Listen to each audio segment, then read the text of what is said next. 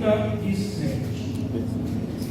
E eu convido a igreja a manter a tua Bíblia aberta, pois nós vamos caminhar na história de um jovem nesta noite, na história de um homem que foi tirado do seio do teu pai para ser governador do mundo. Livro de Gênesis, capítulo de número 37. Eu gostaria de ler com a igreja o capítulo de número 5. E depois que nós lemos o versículo 5, fique com a tua Bíblia aberta para continuarmos falando da palavra de Deus. Sonhou também José um sonho, que contou a seus irmãos. Por isso o aborreciam ainda mais. A igreja pode repetir comigo este verso? No 3. 1, 2, 3. Sonhou também José um sonho, que contou a seus irmãos. Por isso aborreciam ainda mais. Glórias a Deus. Esta palavra nos fala do jovem chamado José, um dos filhos de Jacó, um homem que tinha muitos filhos, muita idade, mas ele tinha um filho preferido, um filho que era um jovem sonhador. A Bíblia vai nos ensinar que ele sonhava, que ele pensava, e que através destes sonhos Deus agiu na vida deste jovem. Aleluia!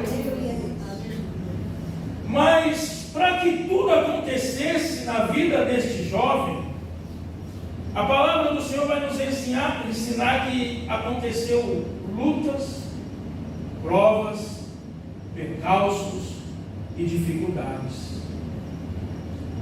O verso que nós lemos em Gênesis 37, 5 diz que ele sonhou um sonho, e que ao contar aos teus irmãos, estes o aborreciam. Mas o que de tão grave este jovem contou aos teus irmãos? Ora, a palavra vai nos dizer, lá no verso de número 7, eis que estávamos atando molhos no meio do campo, e eis que o meu molho se levantava, e também ficava em pé, e eis que os vossos molhos o rodeavam e se inclinavam ao meu molho. Então lhes disseram seus irmãos: tu, pois, deveras reinarás sobre nós? Tu deveras terás domínio sobre nós? Por isso tanto mais o aborreci, por seus sonhos e duas palavras. Igreja do Senhor, eu meditava nesta palavra e o Espírito Santo falava comigo aonde deveria habitar a bênção. Estava habitando a maldição. Aonde deveria habitar o amor, estava habitando o ódio. Aonde deveria reinar a paz, estava reinando a guerra. Mas por que desta palavra? Eu creio, aos olhos da Bíblia, que aquele jovem, por ser o mais novo, ou o penúltimo, depois dele era Benjamim, o mais novo, mas por ser um dos mais jovens, tendo este sonho, ele achou que ele deveria contar este sonho aos teus irmãos. Mas, olhando para esta palavra,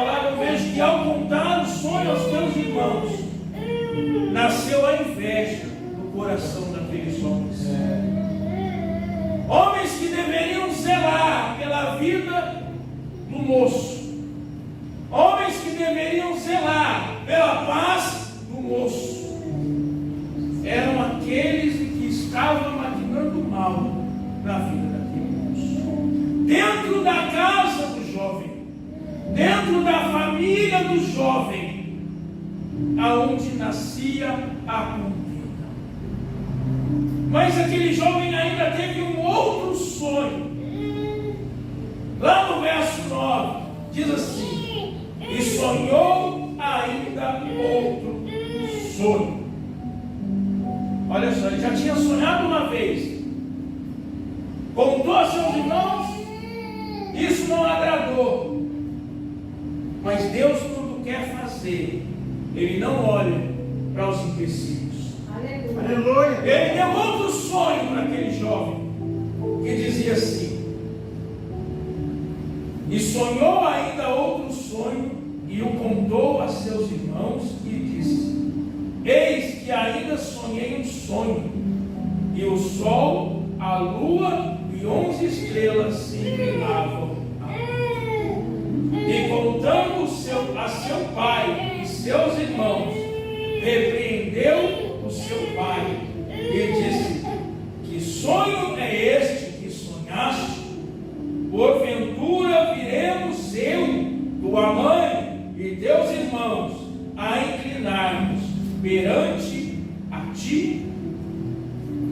Verso 11: seus irmãos o invejaram, seu pai, porém, guardava este negócio no seu coração. Sabe o que eu vejo com esta palavra? Deus estava sonhando os sonhos de José. Glória a Deus, aleluia. Deus estava sonhando os sonhos para José. Aleluia. Muitas vezes eu e você temos desejos, muitas vezes eu e você temos vontades, muitas vezes eu e você temos sonhos. Mas nada melhor do que sonharmos os sonhos de Deus. Glória a Deus, aleluia. Como eu disse no começo, vai ter luta, vai ter prova, vai ter percalço. Mas se o sonho é de Deus, ele vai acontecer. Ele sonhou que os seus molhos e os molhos dos seus irmãos se dobravam perante dele. Ele sonhou que o sol, a lua e as estrelas se dobravam diante dele. Mas a palavra do Senhor vai nos dizer que por causa destes sonhos, a inveja cresceu no coração dos teus irmãos. Aonde habitava a bênção, aonde era para ser aconchegante, aonde era para os seus irmãos o abraçá-lo e dizer: se tu vai reinar sobre nós, então iremos cuidar de ti. Mas infelizmente o coração do homem é mau, o coração do homem é duro. E a palavra do Senhor vai dizer, lá no verso 27, vinde e vendamos a estes ismaelitas, não seja sobre nossa mão, sobre o nosso irmão, a sua carne. E os seus irmãos obedeceram. Então a palavra do Senhor vai nos dizer que ao encontrar os teus irmãos lá no deserto, para levar água e comida, olha só, ele estava ali para alegrar o coração dos teus irmãos.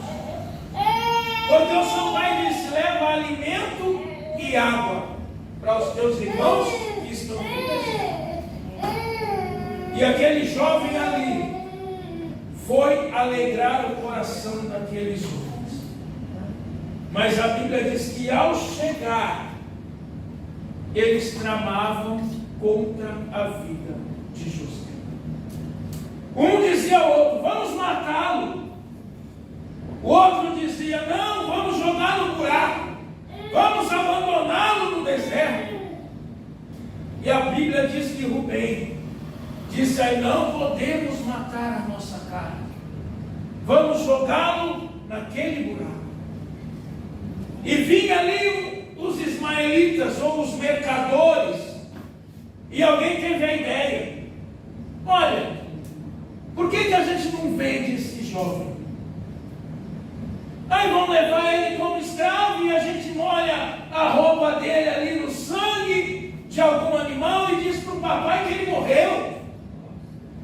E a gente diz para o papai que ele foi atacado no deserto e a gente só achou a roupa, a túnica festiva que o seu pai fez para ele. Aleluia.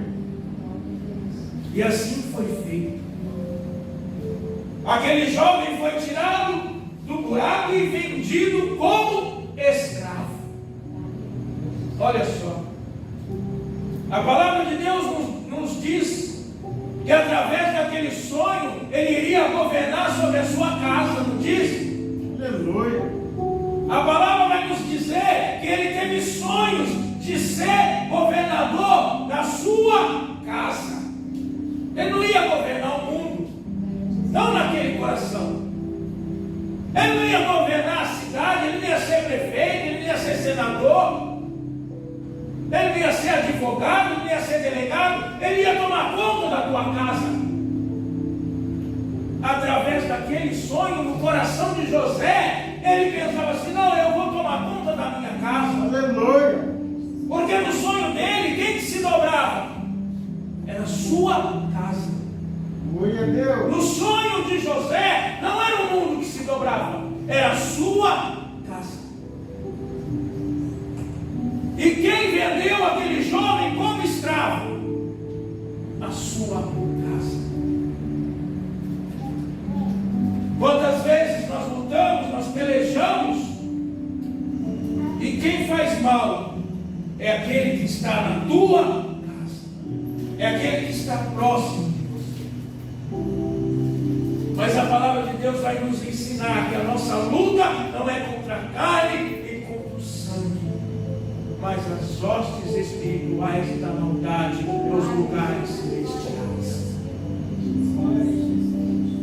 Mas a palavra do Senhor também vai nos ensinar que ao chegar ali no mercado de escravos para ser vendido, um jovem com cerca de 17 anos, aproximadamente. Imagina, tinha todo o luxo da tua casa, o teu pai era um homem importante, tinha o conforto do teu lar, porque a Bíblia diz que ele tinha uma túnica colorida, então ele era um dos preferidos. E da noite para o dia ele estava ali acorrentado, sendo produto de mercadoria dentro de um mercado de escravos. Imagina o coração daquele jovem como não deve ter ficado: triste, amargurado, abatido. Mas a palavra do Senhor diz que um homem chamado Potifar, um dos principais do Egito, que cuidava das coisas do faraó, apareceu naquele mercado, se alegrou com a presença daquele jovem, porque ele era um jovem bem tratado. Eu já disse aqui, ele era um jovem que morava numa casa boa, de um pai importante, então ele era bem tratado. E diz que Potifar se alegrou e o comprou e levou ele para a tua casa. E a palavra vai nos ensinar que tudo o que José fazia, Deus o prosperava. Aleluia. Mesmo como escravo da casa de Potifar, tudo que José tocava prosperava. O pastor falou aqui nestes dias na igreja que a bênção está aonde você está. Glória a Deus. Aleluia. Sabe esse negócio de crente falar: vou correr atrás da bênção? Vai cansar, varão. Para com esse negócio. Quantas vezes a gente vê alguém falar, vou correr atrás disso, vou correr. Não corre não, varão. Corre não, irmão. Se ficar correndo atrás, você nunca vai alcançar. A bênção está aonde você está. Sabe por quê? A bênção não está no lugar, a bênção está em você. A bênção não está no lugar, a bênção tem que estar em você. Glória a Deus, eu creio. E a Bíblia vai nos ensinar, lá no verso de número 3, do capítulo 39. Vai acompanhando aí, igreja. Vendo, pois, o seu senhor, Potifar, que o Senhor estava com ele, e que tudo que ele fazia prosperava a sua mão, achou graça a seus olhos, e servia. E ele o pôs sobre a sua casa, e entregou à sua mão tudo o que tinha. O que eu disse aqui no sonho de José? Para o sonho de José, para aquele jovem, o que ele iria governar? A casa, a sua casa. Mas aonde que ele estava governando agora?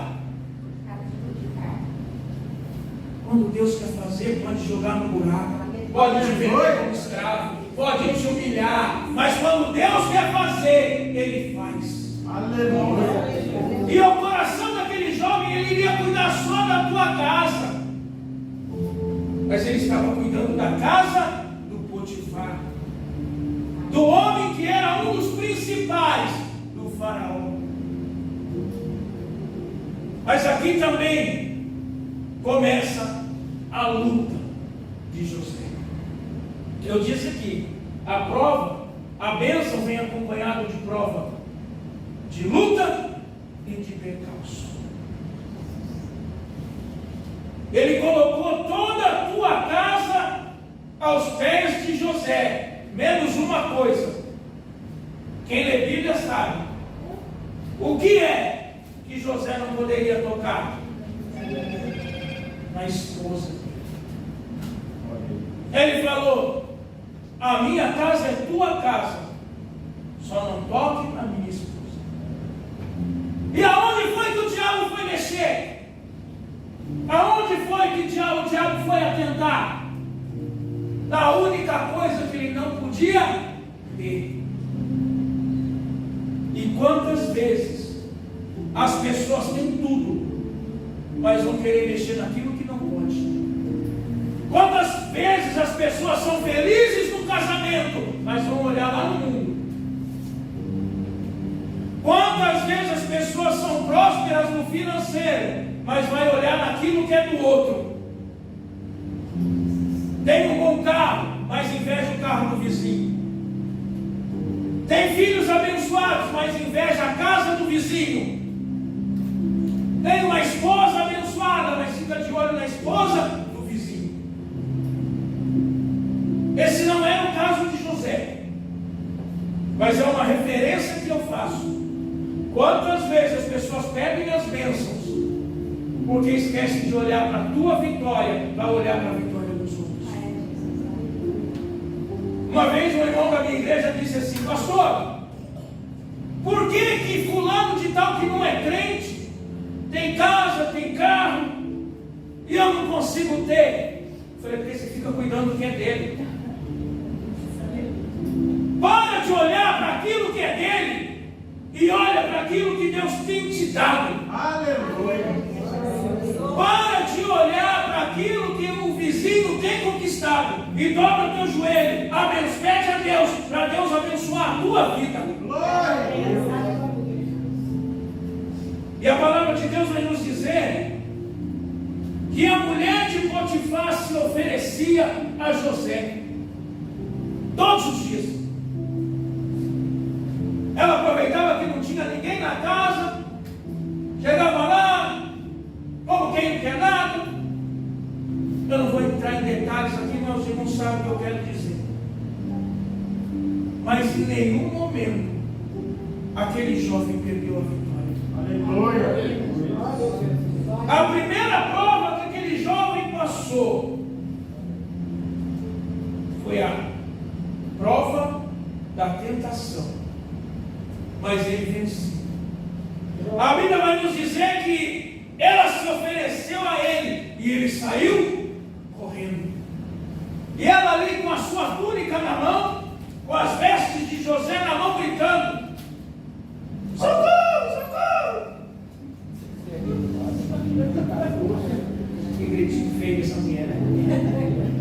Ainda bem que não sou preso. Graças a Deus. Glória a Deus. Mas ela fugiu, ele fugiu, melhor dizendo, da tentação.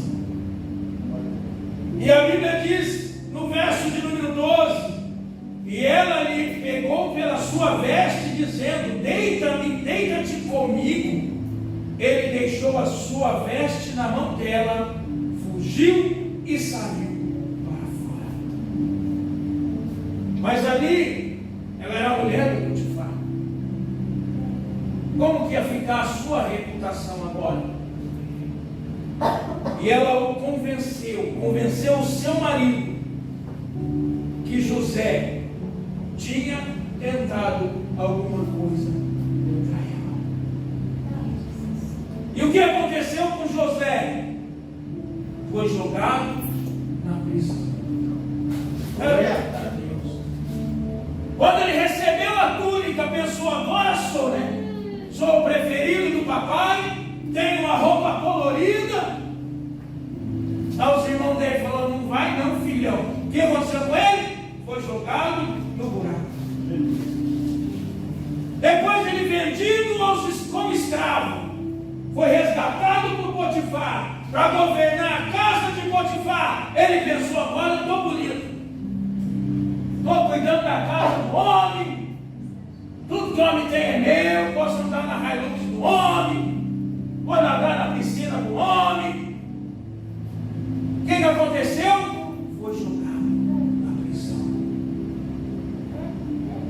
A primeira prova foi a tentação. A segunda prova de José foi a prisão. E quantas vezes que eu e você pensamos que está tudo bem na nossa vida, e aí vem a tal da prisão. E prisão, irmão, não precisa ser jogado no cárcere, como alguns já passaram por lá. Tem alguns que têm que passar por dentro do cárcere para entender o chamado de Deus na tua vida. Aleluia. Mas tem outros que têm que passar por um leito hospitalar, né, irmão? Tem outros que têm que passar pela crise financeira. Cada um tem um propósito. Cada um sabe aonde o calo aperta. Talvez para mim, passar num hospital é diferente da irmã passar num leito de hospital. Talvez para mim, passar numa cela de prisão é diferente do que um outro irmão que passou por uma cela de prisão. Ou seja, Deus trata com cada um segundo a medida da tua fé. Se Ele quer você na presença dEle, e você está fugindo, e você está teimando, e você está correndo, Ele vai tratar com você. Seja no hospital, seja na prisão, seja na casa de Potifar, seja com uma túnica colorida. Se Deus sonhou sonhos para a tua vida, não adianta correr, porque vai acontecer. Aleluia. Porque comigo foi assim. Eu já contei aqui diversas vezes. Quantas vezes alguém aparecia do nada na minha frente, colocava o dedo no meu nariz e dizia: tu é crente. Ah, mas porque eu estava na igreja todo domingo? E alguém via eu sair com a Bíblia debaixo do braço? Ah, aquele ali. Não, porque eu estava no mundo dando cabeçada. Porque as pessoas falavam para mim: ó, vamos para a igreja. Eu dizia: não, hoje não, um dia eu vou. Ó, vamos para a igreja. Ah, hoje não, deixa para a semana Até o dia que o Espírito Santo me pegou para a mão e falou: você não vai não, filho? Mas para chegar esse dia, tive que passar na prova de José. José foi jogado no buraco, foi tirado do buraco, estava governando lá de boa, feliz e contente. Mas veio a segunda prova, a prova da prisão.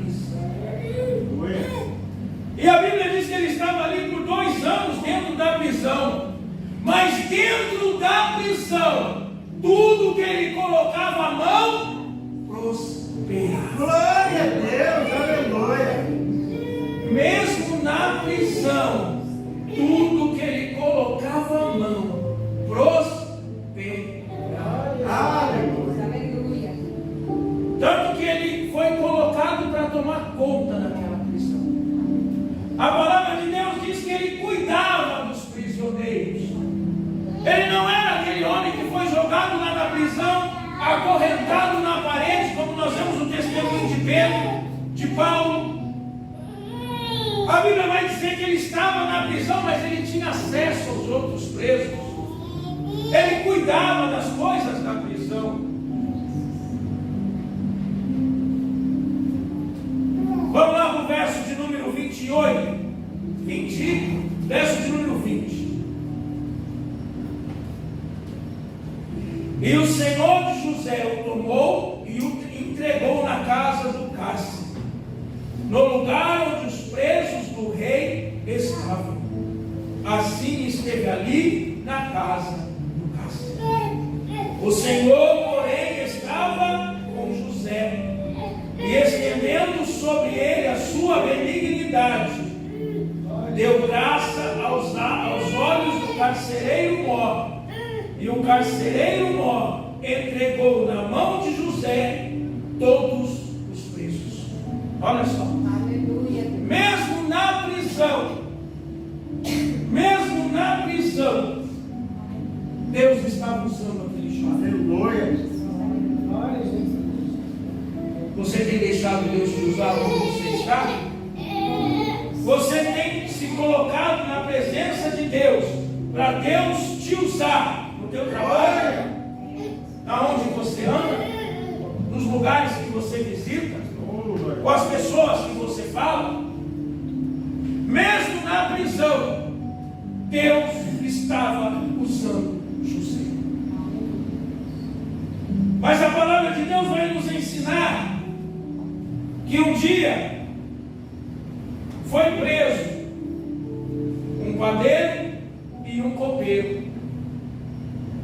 E ali eles estavam conversando, porque eles foram jogados na prisão sob determinada acusação.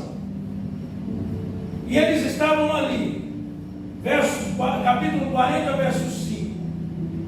E ambos sonharam um sonho, cada um seu sonho, na mesma noite, cada um conforme a interpretação do seu sonho.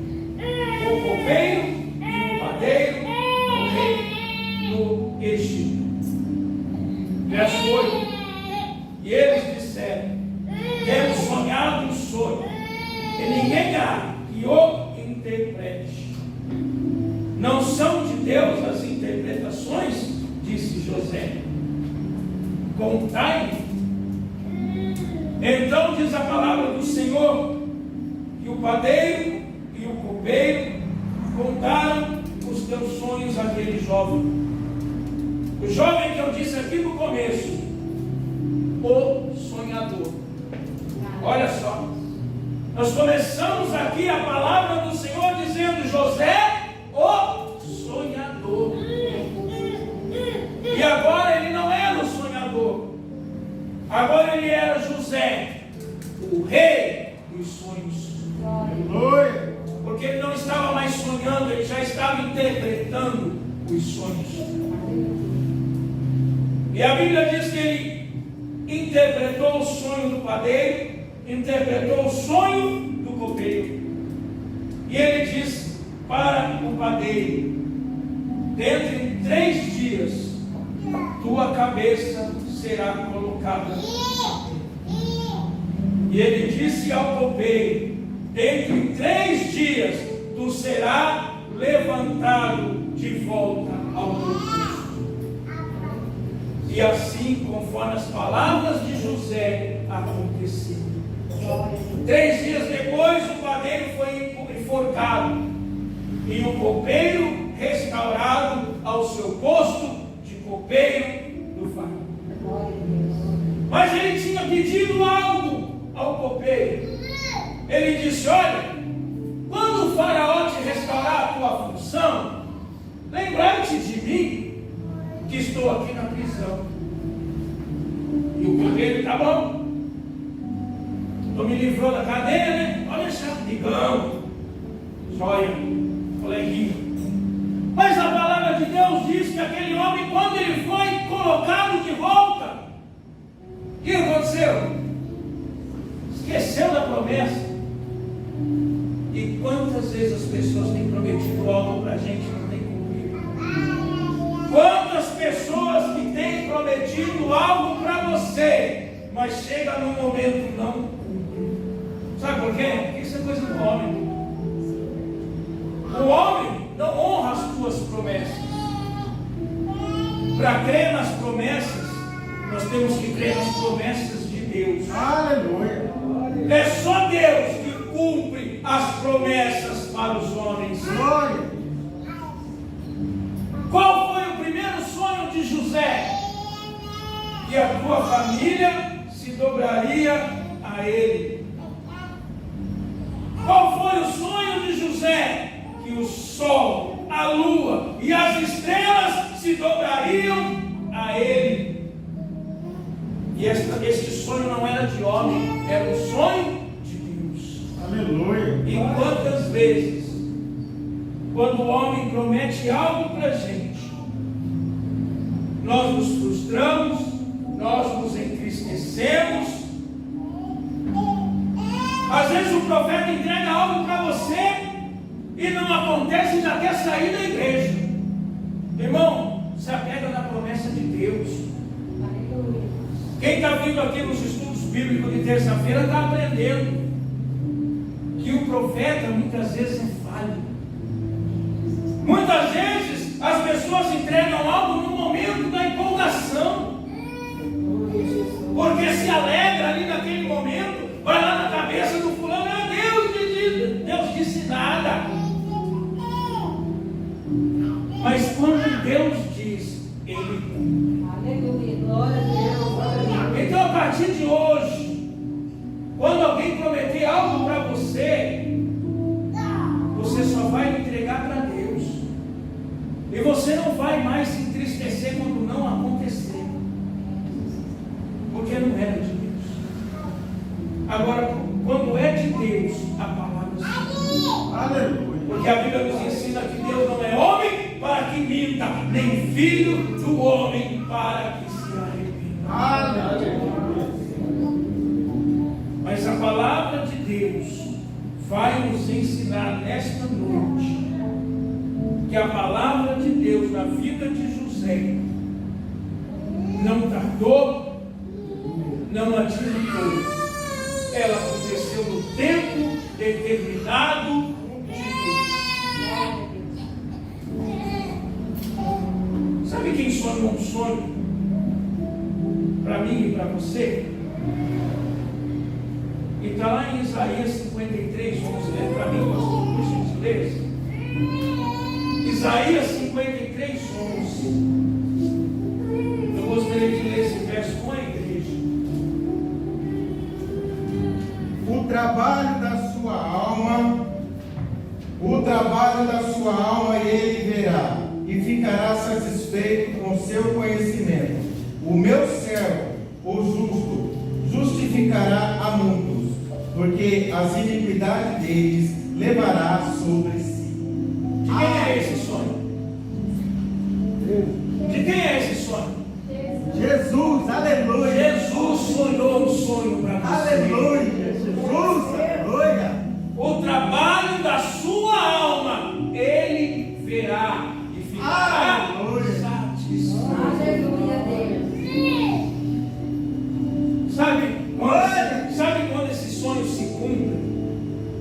Sabe quando esse sonho de Jesus se cumpre?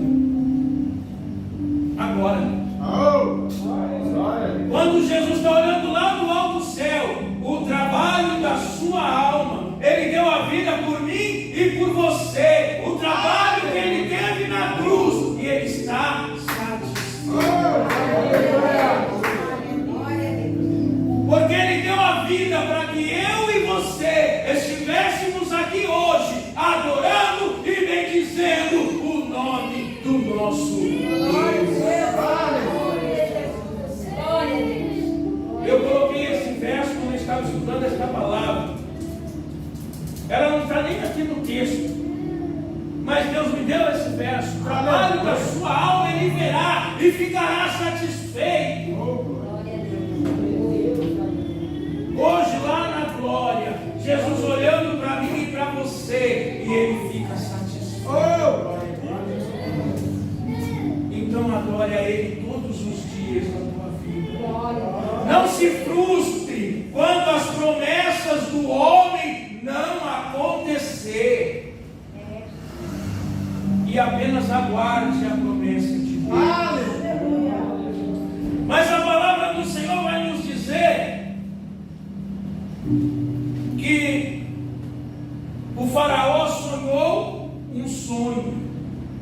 O faraó sonhou um sonho. Olha só. Primeiro José teve um sonho. E depois que ele teve esse sonho, foi para o buraco. Foi para a prisão. Depois, ele interpretou um sonho e foi esquecido na prisão. Primeiro, veio a acusação.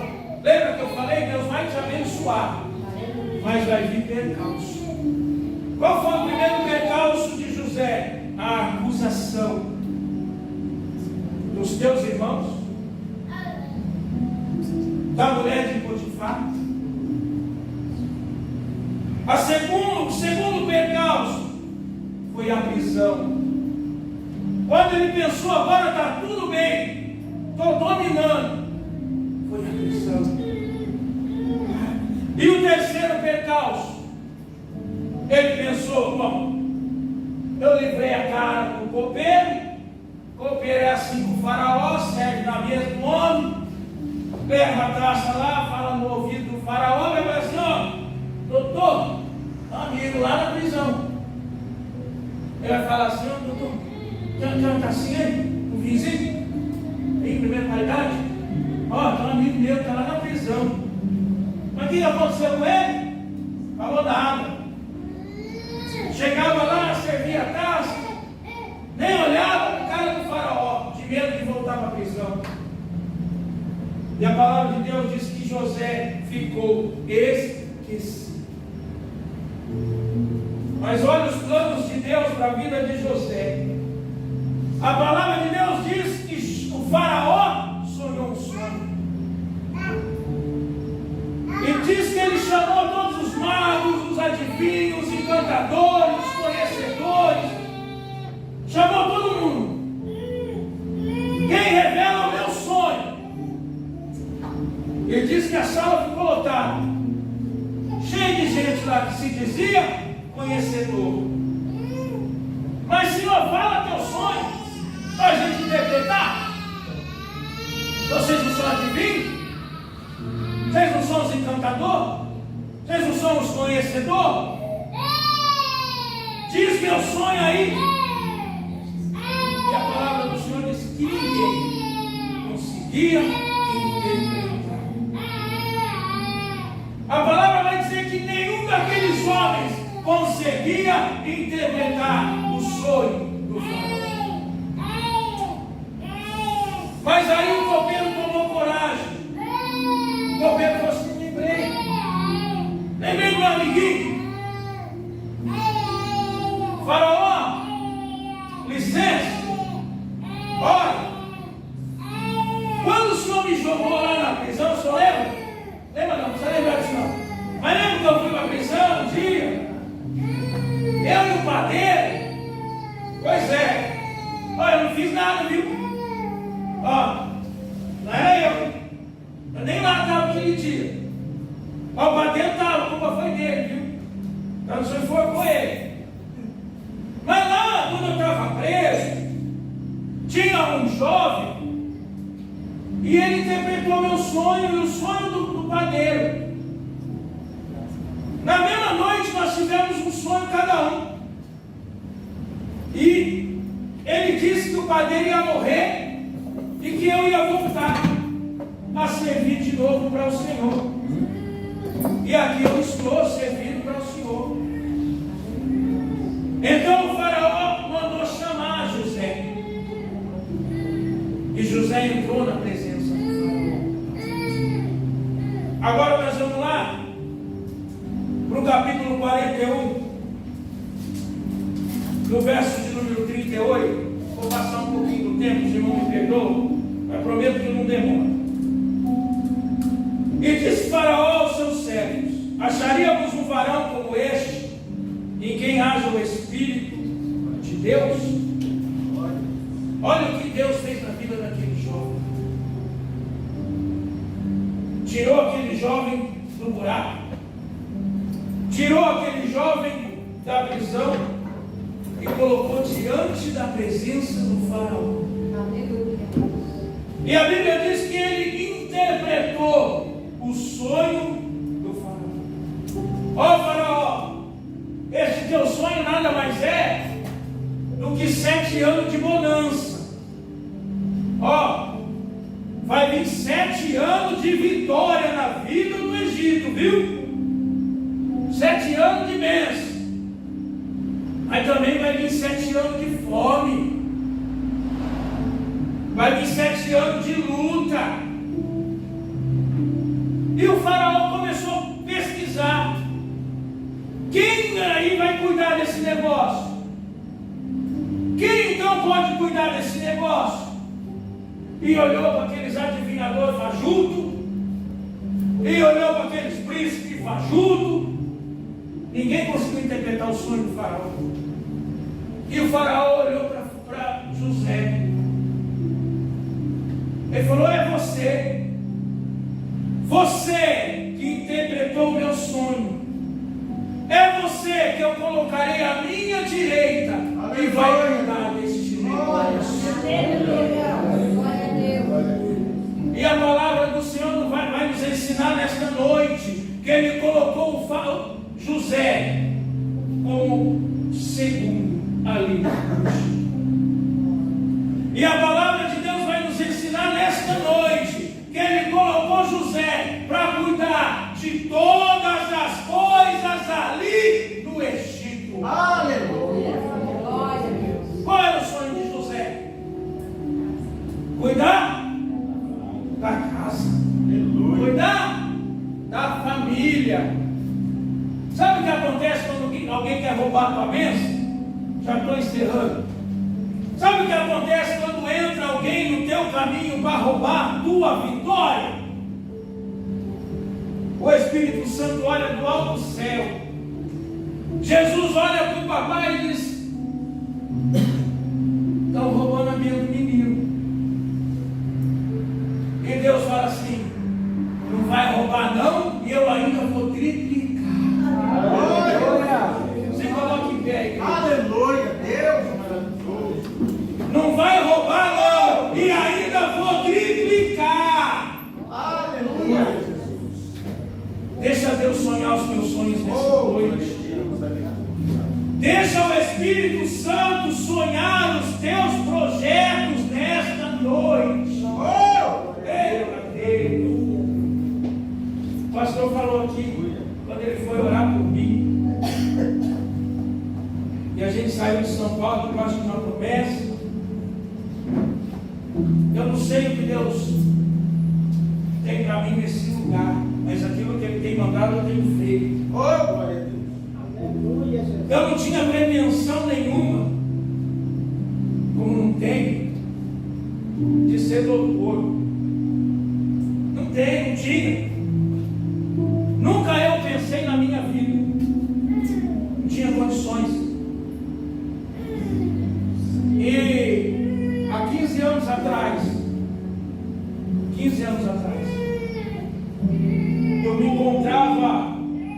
chinela havaiana, uma calça social e uma camiseta. Não sou nada, não sou ninguém. Mas, para a glória de Deus, Ele me lavou, Ele me limpou, Ele me remiu, Ele me colocou aqui para falar da tua palavra. E orem por mim, igreja. Dia 11 de dezembro, agora eu tenho uma prova muito importante para me fazer na minha vida. Aleluia. Deus me deu a faculdade. Deus me deu. Não é aquele negócio de falar assim, você pagou.